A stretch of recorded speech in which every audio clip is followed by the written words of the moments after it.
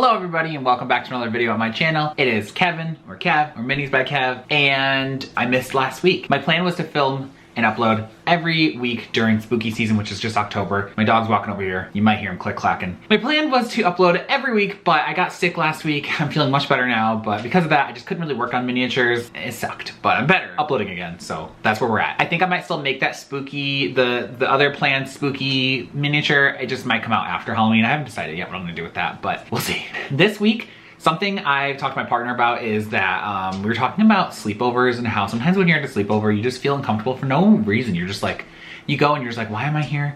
I want to go home. Like, this is weird and awkward. And I wanted to play with that. So I made it spooky. Not scary this week. Spooky. Creepy. Not even really creepy. Just fun. Just fun and spooky. I'm gonna stop talking. We're gonna turn the camera around and you're gonna see a little tiny sleepover.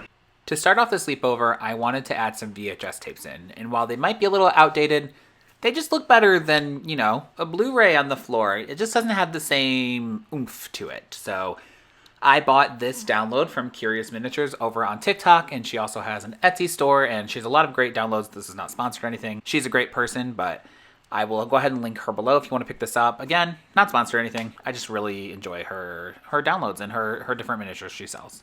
When it came time to choose what movies I was going to pick off these two sheets, there were two that really stood out to me that were really the main reason why I bought these. It was Mars Attacks and Children of the Corn. Both of these movies I heavily connotate with my dad for some reason. I don't know if I just watched them with him when I was younger. I just have this special love for Children of the Corn. My sister does as well, and I think I associate it with my dad, and I honestly don't know why. I must have watched it with him. I did grow up in the Midwest where there's lots of cornfields and spookiness, so maybe that's why. I don't know. But when it comes to Mars Attacks, I very specifically remember watching this with my dad when I was younger, and I just really like the movie. It's really funny. I don't know. I love it. So I picked these two off the sheets to make them to go into the scene. Next was the floors, which I cut off screen. I have an easy cutter, but no one wants to watch me cut all these sticks. And to be honest, I kept messing up at the beginning because I wanted to do, I believe it's called chevron, where it's kind of like arrows almost. And I kept cutting them the wrong direction when I was putting them together. Finally, I got the hang of it. I've done this before and I still every single time mess it up the first couple popsicle sticks, but I got it in the end. And so I started laying out a pattern of how I wanted it to look. And let me tell you, if you plan on doing this type of flooring, it's going to take a lot of work, and I cannot imagine doing this in an entire dollhouse room or even a bigger shadow box than just the one I've chosen here because it took so long. I don't know if it's the size of popsicle stick, like the size I decided to cut it down to, but it was a lot of work. This was a lot of work cutting this out. I spent a couple hours cutting out these popsicle sticks. Once I figured out that first row, I went ahead and glued them down. I did put 1, 2, 3 blocks on them for about an hour to make sure that they were glued down and make sure they weren't going to pop up or anything. And after you get that first row, it is a little bit easier to just kind of slot the popsicle sticks in when you're doing this pattern, except even a little bit is off, like the cutting is just a little bit off. You will get some small gaps, so I did try and fill those in. To be honest, I filled in some of them, some of the small ones, with more of the tacky glue, and to me, it just looks like grout or something. It looks like a wood filler almost. I thought it looked fine with that, but I'm not sure how that would work if you were doing a large area, if you were doing like an entire dollhouse room. It's not too bad. If you don't mind the little imperfections, it's not bad. So I glued down the first row, and then I just went ahead and slotted them all in. And then when I got to the edges, I did measure and cut this time, unlike the Demon Baby diorama, where I had to saw them off after connecting them, which I never suggest because that was awful. I remembered to cut before gluing down this time. After it was all set and dry, I got 2 new paints. One was called Dark Chocolate, and one was called Medium Chocolate. At least I think that's what it was, or medium chocolate, light chocolate. What's with naming all paints after food? We can't eat paint. I don't like it. But anyway, I actually tried watering down the paint to try and make a wood stain at first, but I wasn't liking how it was looking, so I just went in with the paint right out of the bottle and painted the whole thing the one base color. My initial worry with not watering it down, I was afraid that you wouldn't be able to see the pattern in the floor any longer. I thought that maybe if I put the paint on too thick that it would fill in the gaps completely and you wouldn't be able to see them, but as you can see, you can still see them. And I knew that dry brushing it would probably help it even more stand out, but if you watched any of my past videos, me and dry brushing have a very complicated relationship. I love how things look when they're dry brushed. I love how they look. It makes everything look better. I think everyone that dry brushes does an amazing job. I think that when I dry brush, it's a disaster usually. I just don't know what I'm doing. I don't understand. I watch a lot of videos on how to do this, and I watch a lot of other people do it, And my partner has tried to explain to me how to do it. I just can't get it. I don't know what's wrong with me. But, you know, in the end, I think that this time it ended up okay. I don't have any complaints about it this time. And I realized that a lot of the floor is going to be covered up anyway. So it really didn't matter that I put so much time into this floor because a lot of it was covered in the end. One of the first things I wanted to try was making little tiny candles. And over on Bentley House Miniatures, she actually made these for her cardboard house. That might be a little bit of a throwback now. It feels like it was just yesterday, but it was like, I think like a couple of years ago. But she just got crayons and used a glue gun and kind of like smushed them into the top. You'll see in a second. I wanted to try it out because I wanted them in the creepiness aesthetic.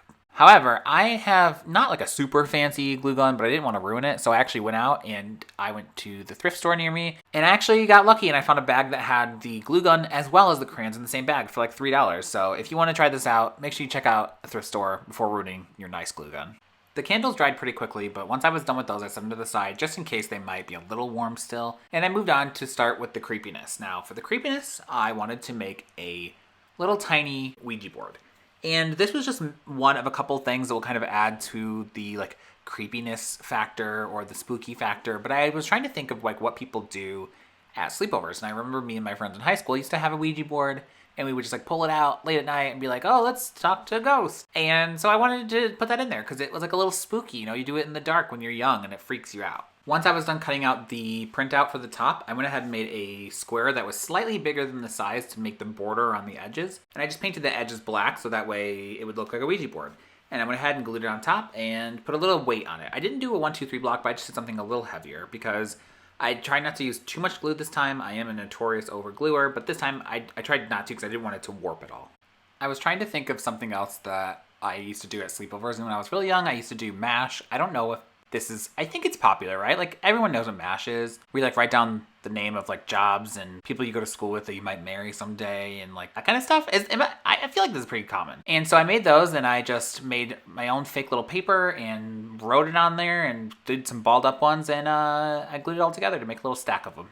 Something I wanted to do from the beginning, but I wasn't sure if I'd be able to, is make a salt circle around the Ouija board. I wasn't sure how to make this because I thought that regular salt would be too big. It doesn't scale down the same. And so I went to Joann's and I wasn't even really looking for this. And I just happened to come across that they have like a terrain section now. And this whole bag of this snow terrain was only like $4. Plus I had a coupon, so I got it for like $3 maybe. And it's a lot. And I was surprised. I didn't know that they sold terrain stuff there, but I think maybe it's new. So I just went ahead and got it and figured I'd try it out since it was cheap, but I didn't know how it would look on the wood. I wasn't sure if I put down too much glue, would it look too globby, would it look too large to be salt? If I didn't use enough, would it even stick? So I took one of these tester popsicle sticks from one of my previous dioramas, and I tried a couple different like versions of glue. I did big globby glue, just a little bit like thin layer. I painted some on just to see how it would stick and what it would look like. And luckily I found out that if I paint it on very thin, it will stick and it will not look too chunky.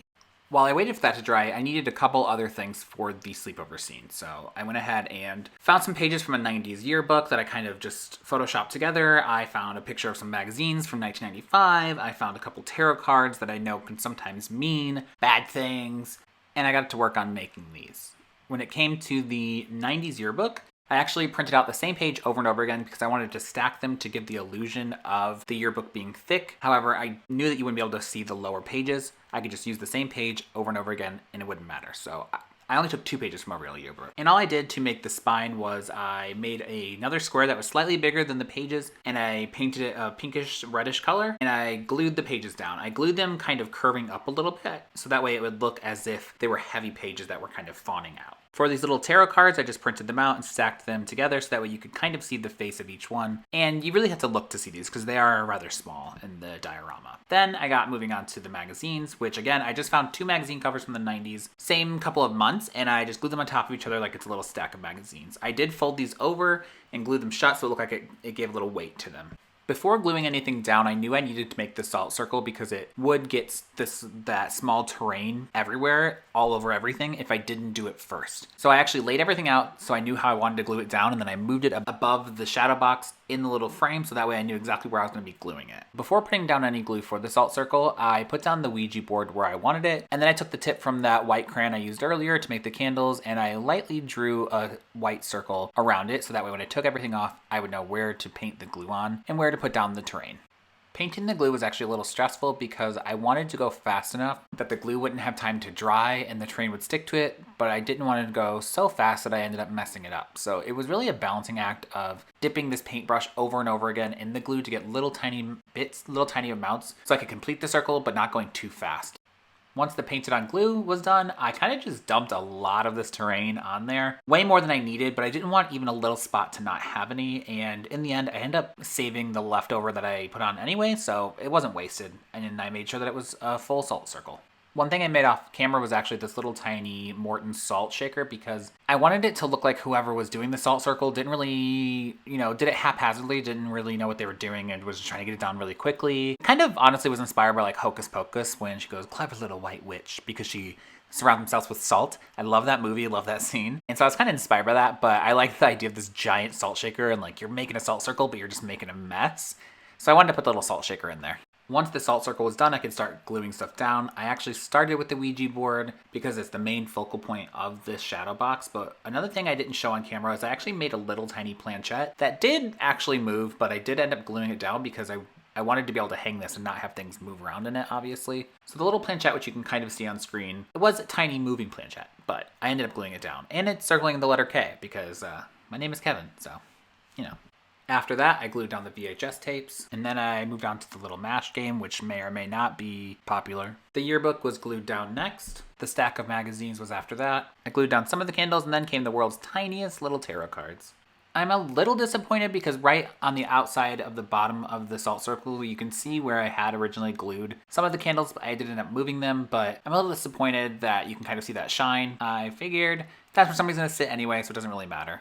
The last step was to take out the rest of the shadow box, which is the glass and the wood frame. Remember that if you're buying these, Michaels only sells these in plastic now. This is an older one that I had in my craft closet stash, and I cleaned it up with a microfiber cloth, and then I put it all together. I had someone tell me that you should be signing all of your work, so I went ahead and did that. My cursive handwriting is not very good, so I just sign it in print, and then I date it. I'm still trying to figure out a setup and maybe buy some stuff in the future to make these end shots better, but here's where we're at. Here's what it looks like in the end. I'm really happy with it. I like how it turned out, and it's gonna make a nice addition to my gallery wall of shadow box dioramas. That's that for this week. Here's my little sleepover. The glare in this room is really bad. I really need to find a better way to get this on camera, but here it is. Look at that.